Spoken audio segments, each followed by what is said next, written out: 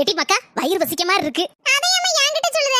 உன் மருமகளை கூட்டி சொல்லி தோசை கிசை சுட்டு தருவா. வாங்கிட்டு போய் சொன்ன பாரு என்ன சொல்லணும்? மருமகளே என்னத்தை கூப்பிட்டியளா? ஆமா மருமகளே, வயிறு வசிக்கி 2 தோசை சுட்டு கொண்டாயா. இப்ப வாரத்தை அரை மணி நேரத்திற்கு பிறகு. என்ன மருமகளே இப்ப வரேன்னு போன ஒரே பக்கம் போயிட்ட.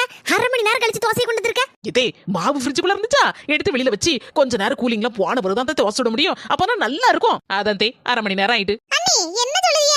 மாமியார் தோசைன்னு சொன்னோன்னா அடுத்த நிமிஷமே மருமக தோசையோட வந்து நிக்கணும். அதுதான் நல்லது. அத நீ சொல்லக்கூடாது என்ன? நீங்க ஏன் முறைய பார்த்துட்டே இருக்கிய? தோசை தின்னுங்க, ஆற போகுது. 2 நாள் கழித்து. எனக்கு இப்ப தோசை திங்கணும் போல இருக்கு. நாத்து அன்னைக்கு சொன்ன பத்தியா, நினைச்ச உடனே கொண்டு வந்துடணும் தோசைன்னு. அதான் நீ இன்னைக்கு நினைச்ச, நான் தோசையை கொண்டு வந்துட்டேன். நாத்து ஒரு வாரத்துக்குள்ள தோசைய நல்ல வட்ட வட்டமா சுட்டு அப்படியே மடிச்சு ஹாட் பாக்ஸ்ல வச்சு ஃப்ரிட்ஜுக்குள்ள தள்ளிட்டேன். எல்லாம் ரெடியா இருக்கும். நீ கேட்கறதுக்குள்ள நான் கொண்டு உன் கையில நீட்டிடுவேன். நீ இன்னும் டக்கு டக்கு டக்குன்னு சாப்பிடலாம்.